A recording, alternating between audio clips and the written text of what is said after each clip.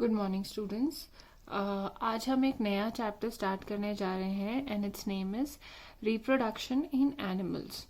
अभी हमने बहुत सारे ह्यूमंस के बारे में, एनिमल्स के बारे में, जो भी हमारे बॉडी में प्रोसेसेस होती हैं जैसे कि डाइजेशन, रेस्पिरेशन, इसके बारे में हमने पढ़ा था जो कि इम्पॉर्टेंट है हमारे जीने के लिए।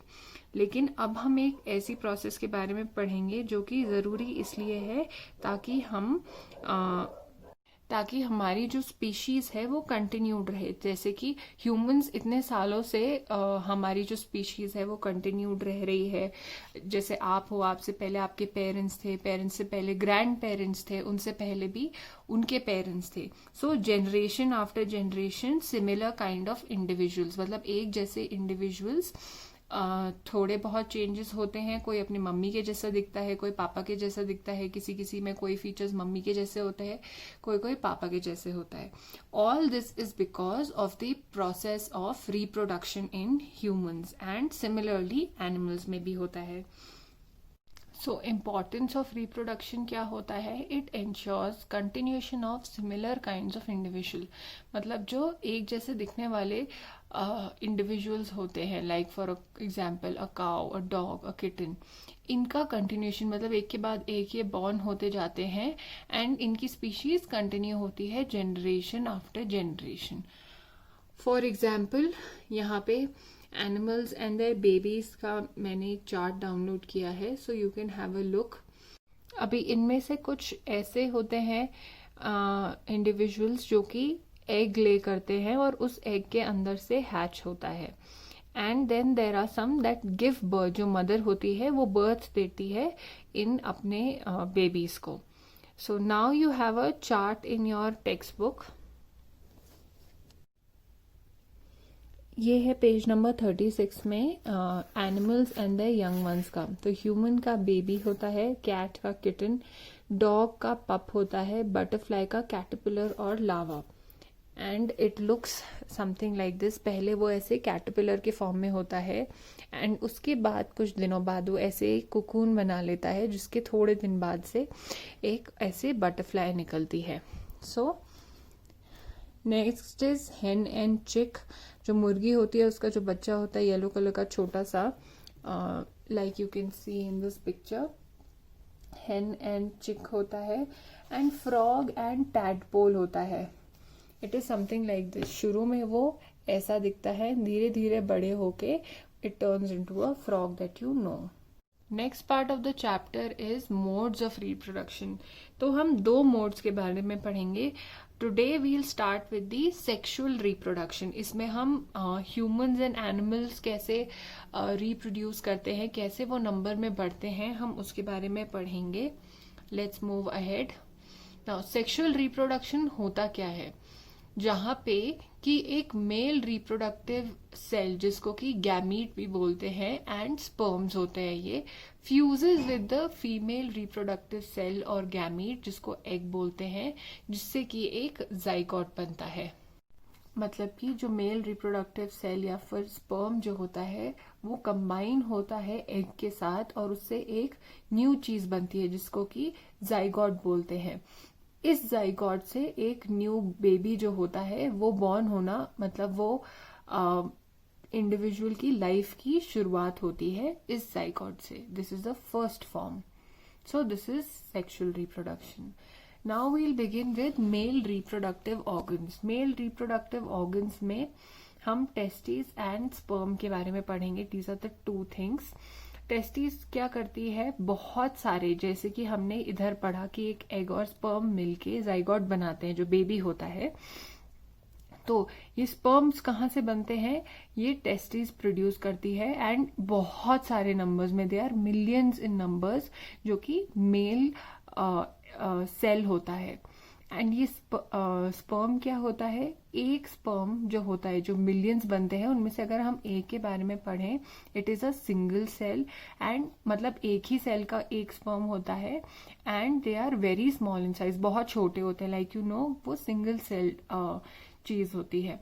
नाउ सबका एक हेड होता है, एक मिडिल पीस होता है और एक टेल होता है। Like you can see this is the head, this is the middle piece and this is the tail. जो टेल होती है it helps it move forward towards the egg, क्योंकि इस स्पर्म को एग के पास जाना होता है to form into a zygote. तो ये टेल हेल्प करती है, टेल के मूवमेंट की वजह से ये आगे मूव कर पाता है टुवर्ड्स द एग, ताकि रिप्रोडक्शन की जो प्रोसेस है वो स्टार्ट हो पाए। Now let's watch this video, जिससे कि हमें मेल रिप्रोडक्टिव सिस्टम के बारे में पता चलेगा। दीज आर द टेस्टिस, जिनमें कि मैंने आपको बताया था कि स्पर्म का प्रोडक्शन होता है, जो कि मेल रिप्रोडक्टिव सेल होता है। So as you can see, यहाँ पे स्पर्म प्रोड्यूस होते हैं एंड ये आउट ऑफ द बॉडी जाने होते हैं। So how does it go from these tubes, जो आपको पाइप जैसे दिख रहे हैं यहाँ पे, through these tubes these sperms move ahead and it goes out of the body। जैसा कि मैंने आपको बताया था, स्पर्म्स का एक हेड होता है, एक टेल होता है एंड मिडिल पीस होता है। तो ऐसे they swim through and they move out of the body of a male. In the process of reproduction वो जाते हैं एक एग के पास में, ताकि वो उससे फ्यूज हो सके। So like this the egg cells, the male reproductive cells, that is the sperms, they come out of the male reproductive system। Next part है फीमेल रिप्रोडक्टिव ऑर्गन्स। हमने मेल के बारे में पढ़ लिया है। तो once the reproductive cells come out of the body of a male, reproduction के लिए वो एक फीमेल बॉडी के अंदर जाते हैं। फीमेल बॉडी के अंदर जाके कैसे रिप्रोडक्शन होता है, लेट्स स्टडी दैट। यहाँ पे हम 3 चीजों के बारे में पढ़ेंगे, ovaries, oviduct and uterus. Ovaries are these, इनसे अगेन हमें जो एग चाहिए होता है वो ये प्रोड्यूस करते हैं। Ovaries play an important part because ये फीमेल एग्स, जिसको ओवा भी बोलते हैं या फीमेल गैमीट्स बोलते हैं, ये रिलीज करते हैं। And where does it go? It goes into the tubes. एक मंथ में एक ओवरी करती है, दूसरे मंथ में दूसरी ओवरी प्रोड्यूस करती है and it goes into the fallopian tube या फिर ओविडक्ट। यहाँ पे ये रिलीज होता है। तो ओविडक्ट का पार्ट यहाँ पे ये है। यूट्रस क्या होता है? यूट्रस इज द पार्ट जहाँ पे डेवलपमेंट ऑफ द बेबी हो पाता है। सो दिस इज द पार्ट जहाँ पे वो बेबी बड़ा होता जाएगा, जो मैंने आपको बताया था कि जब एक बारी मेल गैमीट्स या फिर स्पर्म्स एग से फ्यूज हो जाते हैं एंड जाइगोट फॉर्म होता है, इस पार्ट में फॉर्म होता है, that is called as the uterus.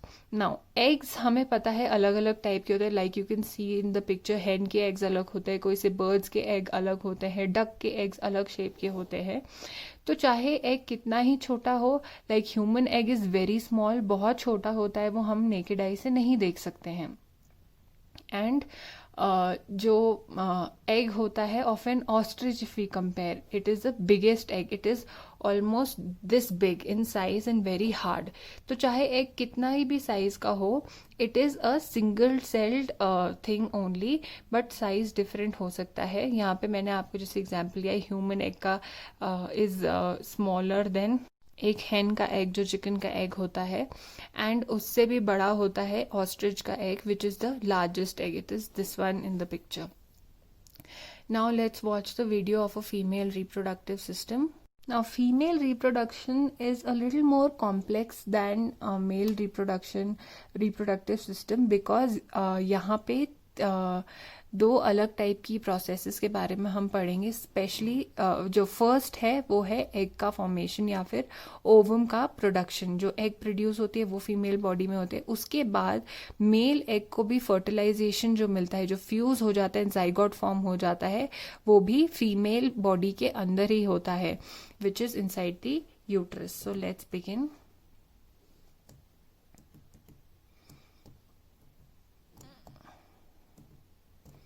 So like I told you, these are the ovaries जो कि एग रिलीज करते हैं, एग प्रोड्यूस करके उनको रिलीज करते हैं इनटू द फेलोपियन ट्यूब और the oviduct. This is the egg, like you can C. Sperm में जैसे हमने देखा था कि एक टेल होती है जिसकी वजह से वो आगे मूव कर पाता है, फीमेल एग के केस में ऐसा नहीं हो पाता है, मूवमेंट इतना ज़्यादा नहीं हो पाता है, बिकॉज यहाँ पे बस जैसे एक स्पर्म के पास मूवमेंट के लिए टेल होती है, वैसा एग के पास नहीं होता है, and there is no fluid जिसकी वजह से ये एग इजीली आगे मूव कर पाए. सो क्या होता है, थ्रू दिस ओपनिंग जो मेल एग होता है, स्पर्म होता है, it comes inside this area, like you will now see.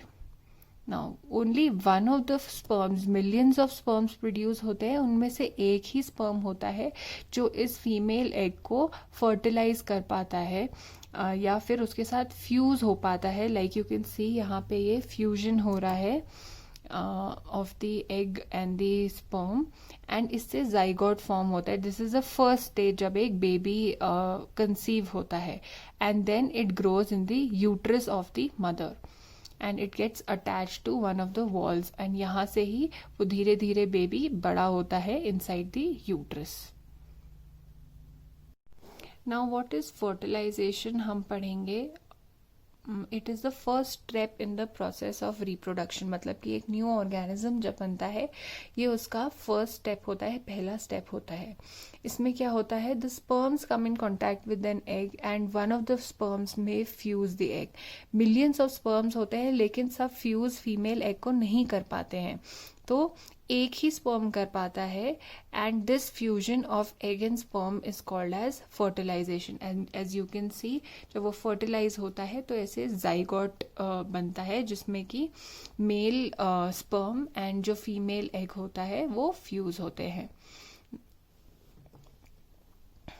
Now zygote क्या होता है, we are studying about fertilisation only. उसके आगे हम अभी पढ़ते हैं कि जाइगोट जब एक बारी बन जाता है तब क्या होता है.